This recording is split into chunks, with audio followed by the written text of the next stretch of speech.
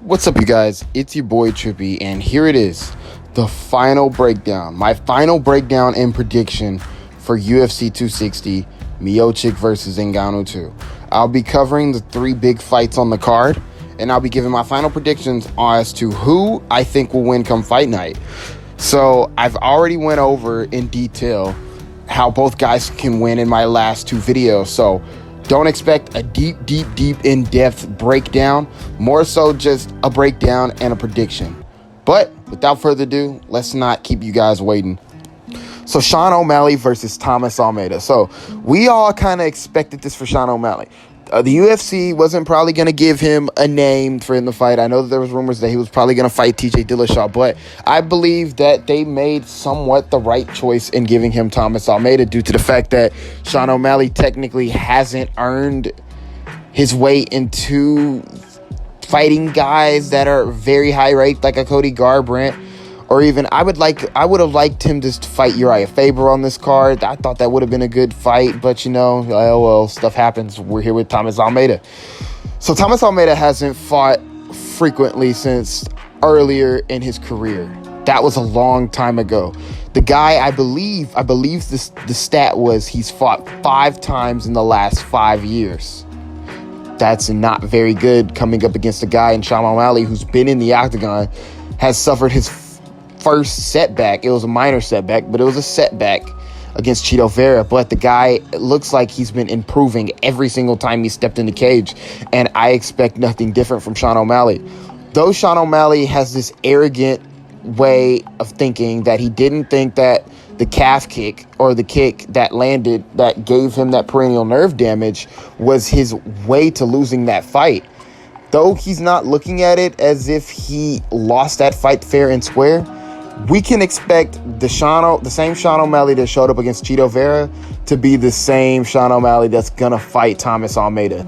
Now, is that version of Sean O'Malley able to beat a somewhat over-the-hill version of Thomas Almeida? Well, first, we can't underestimate Thomas Almeida. Though Sean O'Malley is probably better at mixing things up on the feet, Thomas Almeida is a guy that sticks to the basics, while Sean O'Malley is this somewhat self-created karate-style fighter who uses his footwork, his jab, and his counterboxing abilities to get out of danger.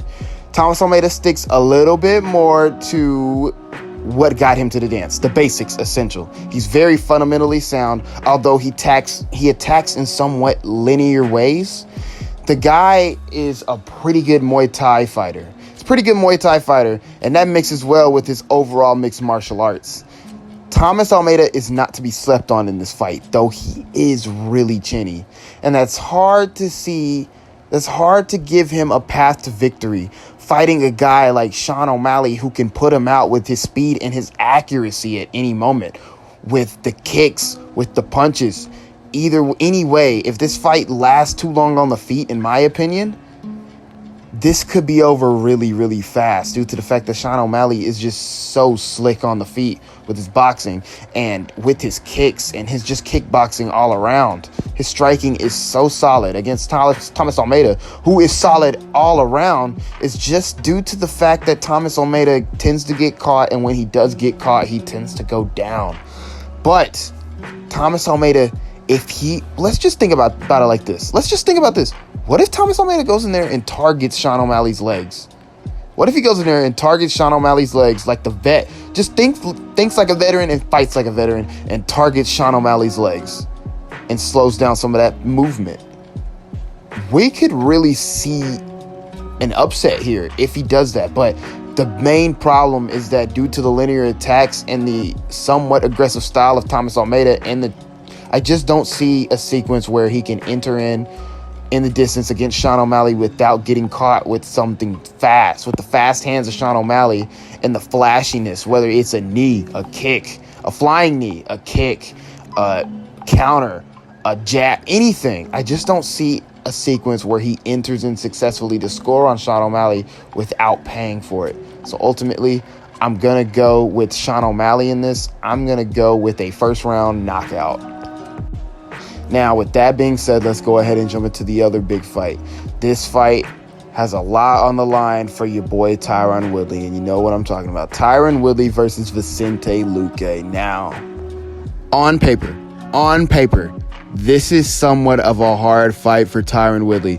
Another pressure style fighter who's going to go out there, get in his face, and try to put the hands on him early and not going to stop. Vicente Luque is going to go for Tyron Woodley. And the big question is, how is Tyron Woodley going to respond to that? So let me just clear this up. Tyron Woodley's downfall is not due to his skill level dropping. It's not due to a lack of power, and it's not due to a lack of heart. The thing is, what's wrong with Tyron Woodley, I believe that he does want his career to turn around. I believe he still does want to be champion. The thing is that it's a confidence issue. Tyron Woodley has not been the same since he got demolished by Kamaru Usman, and that's just, when you think about it like that, demolished by Kamaru Usman, and then beat down a year later by Gilbert Burns. And then you got the version of Tyron Woodley that fought Colby Covington. So the thing is that I could see Tyron Woodley being extremely competitive in all those fights, if it wasn't such a confidence issue. The thing is with Tyron Woodley is that once he gets caught with a big shot, he'll come out fighting well. Once he either gets caught with a big shot or gets taken down and controlled or gets caught with, whether it's a body kick or a hard leg kick or anything, he shells up and then trots around the edge of the cage and then tries to only focus on defense, only to find out his defense and not firing anything back with sustainability, with something, not firing anything back that's going to make his opponent ultimately respect him. This is what caused him a lot of trouble in his career, is that he's became somewhat of a sitting duck to all these shots, into basically a big punching bag for all these other fighters. The sad thing about it is Tyron Woodley is absolutely competitive in all those matchups, believe it or not, say what you want to say. Tyron Woodley absolutely has the skills to go in here and dominate Vicente Luque. Will he do it? That's the thing. So let's just look at it. I think Tyron Woodley knows. I think he absolutely knows that if he loses this fight, no one, not that anybody still is, but no one is going to respect him anymore and take him serious. So Vicente Luque's style on paper is bad, but when you look at the actual fights he's been in, Vicente Luque makes a ton of defensive mistakes. Not only that, it's mainly due to the fact that he walks into so much crap. And against Tyron Woodley, the style of Tyron Woodley that he has and the way Tyron Woodley fights, that's actually good for him. Tyron Woodley can absolutely stop some of that pressure with throwing his heavy calf kicks and his heavy leg kicks at Vicente Luque. And when Vicente Luque tries to enter in on that distance, countering him with the overhand right that I do see landing in this fight. I can see a sequence where it lands in this fight, and countering him with the takedown. Tyron Woodley can 100%. His wrestling is more high level than Kamaru Usman's and Colby Covington's. He has higher level wrestling. He can definitely go in there and take Vicente Luque down if Vicente Luque gets a little bit too reckless on the feet, which I do expect. Vicente Luque has very good boxing and has power to hurt and TKO Tyron Woodley, don't get me wrong. But he just makes so many defensive errors that Tyron Woodley can 100% capitalize on. Whether it's walking into takedowns, walking into the overhand, walking into a bunch of stuff, though I do see him tagging Tyron Woodley early. I see Tyron Woodley putting it all back together. And once Tyron Woodley has some success in this fight, just mark my words, once he starts getting a little bit of success, he will then start building his confidence back and then take full control over the fight as Vicente Luque continues to make the mistakes on the feet and make the mistakes, whether it's him getting dropped by an overhand right or him getting taken down and controlled and beaten up. I can honestly see a sequence where Tyron Woodley can knock out Vicente Luque too. Just think of that sequence with Darren Till. Darren Till going in ultimately with no type of defense, just going in just to land a right hand on Tyron Woodley, barely throwing any feints, just going in and then just trying to land a bomb while Tyron Woodley ducks under and counters and then putting him down. I can 100% see this fight going just like that, though it's a little bit tricky to finish Vicente Luque. So who do I got? I got Tyron Woodley making a comeback. I think Tyron Woodley is going to go in there, piece some things together, gain his confidence back, and win a pretty comfortable decision. So I'm going with Tyron Woodley with the decision win. And now the moment we've all been waiting for. Francis Ngannou versus Stipe Miocic 2. These guys, man, it gives me chills just thinking about this. Tomorrow, or at the time that you'll be watching this video, it'll be one more sleep until then, so buckle up and let's get ready. But let's jump right into it. Now, the moment everybody's been waiting for. Francis Ngannou versus Stipe Miocic 2. Okay, so I just got chills down my spine just talking about this because by the time you guys watch this video, it'll be one more day until we finally see those two step into the octagon again. So in my last two videos where I went over the ways that both of these guys can win, we've came to the conclusion that Stipe Miocic has shown us more than Francis Ngannou in terms of improvement, in my opinion. Francis Ngannou, though, has shown us two major things that will skyrocket his chances of winning this fight. But first, let's break down Stipe really quick. Stipe in the first fight really showcased his grappling, man. If you underrated Stipe's grappling before that fight, go back and watch it, and I bet you won't underestimate it again. And with me saying that, there's no doubt in my mind that I think that he is still levels, and I mean levels above the grappling of Francis Ngannou, because with the skill gap that he's shown that they had, dude, Francis Ngannou is gonna take him some years to get on the level of ground fighting that Stipe Miocic is. But does he need it to win this fight? In my opinion, yes and no. But let me talk about this real quick. Stipe Miocic is gonna make it really hard for Francis Ngannou to land those bombs in there due to the fact that he's gonna let Francis know that you come in there with that recklessness, you're gonna be wrestling, buddy. You're gonna be put on your back, and you're gonna have that gas tank zapped to yours. And I'm gonna say this: the moment Stipe puts Francis Ngannou's back on the cage, back on the canvas, and he starts to basically take control of the ground fighting, I don't care if it's more than 30 seconds. If Francis Ngannou gets controlled for more than 30 seconds, when he finally gets back up, his gas tank is going to be zapped. Francis Ngannou has shown us in his last few fights is that he is patient now, and he has sharpened that counter ability, boy, and that's really scary. He's countering takedowns, ill-advised takedowns with uppercuts now. He has sharpened his countering ability, but his patience is the most scary thing. Though he turned Jairzinho Rozenstruik into a human punching bag, that's not simply the way he fights. And check this out. Talk about the wrestling of Stipe Miocic. Stipe Miocic only wrestled Francis Ngannou and got him to the ground and controlled him when Francis was either tired or walked into it. But let's talk about this, the mental aspect of fighting.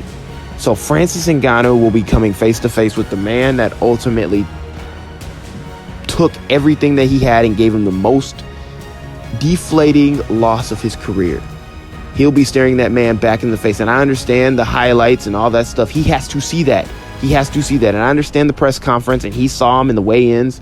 But it's different whenever Bruce Buffer calls your name and the referee says, "Fighter, you ready? Fighter, you ready?" Clap their hands and fight. Or whenever the sequence of when they make you touch gloves, they back you up and then they make you fight. That's something to think about, man.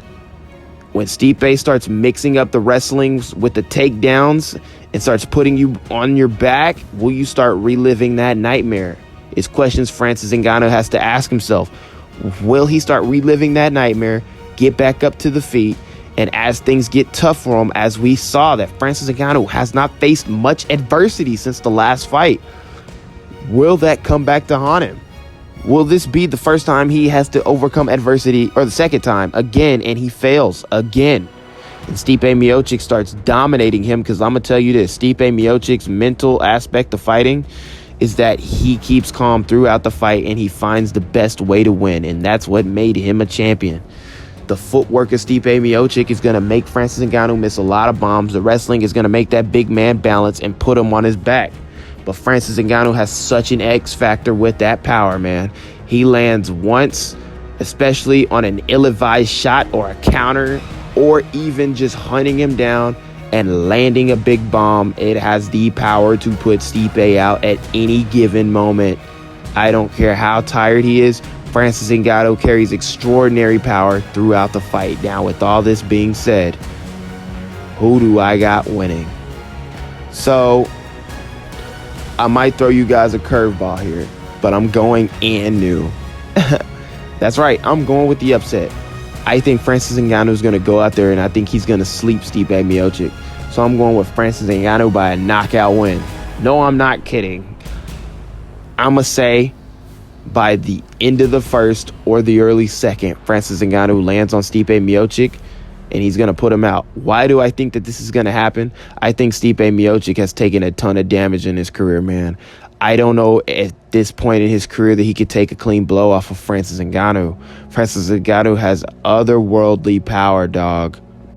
Now, I know what you guys are thinking, but Trippy, who would you say is the better fighter? Francis Ngannou or Stipe Miocic? And I'm going to say this, Stipe Miocic 100% is the better all-around fighter, and yes, I admit that he is the better all-around fighter, but it's just due to the fact that this is what I just said. It is a fight. Anything can happen. So why am I wrong to bet on the fact that Francis Ngannou can go in there and land heavy early? Stipe Miocic, yes, has the great footwork, great head movement, and he does have all that. But like I said, he drops his hands and sometimes make defensive errors, and you just simply don't have that kind of room when you're fighting Francis Ngannou. So think about it like this. Stipe dominated Francis and taught Francis a lot. That was a long time ago. So are we just going to sit here and just not expect the man to make drastic changes to his game? Yes, I know what all I just said, not to contradict myself. Stipe is far better in the grappling and in the wrestling.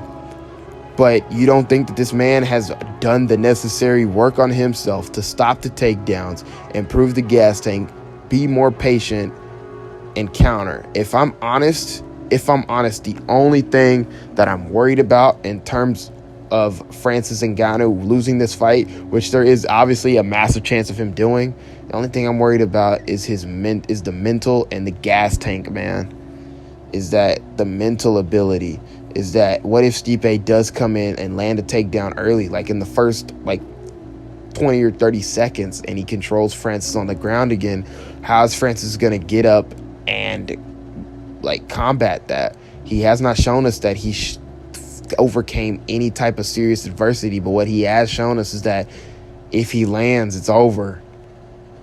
So that's why I said it. I think that Francis Ngannou has done the work on himself. I think that he is, because let me tell you this, if Stipe Miocic goes in there and Francis Ngannou doesn't walk into the takedowns like he expects, and he defends all those takedowns fresh, it's not going to look too pretty if Stipe is forced to just outbox him the whole time. Because there's no way, and I will say this time and time again, 100 out of 100 times, there is absolutely no way that Stipe Miocic will outbox Francis Ngannou for 25 minutes and stay safe and stay on his feet, in my opinion. Also, in my opinion, stay conscious.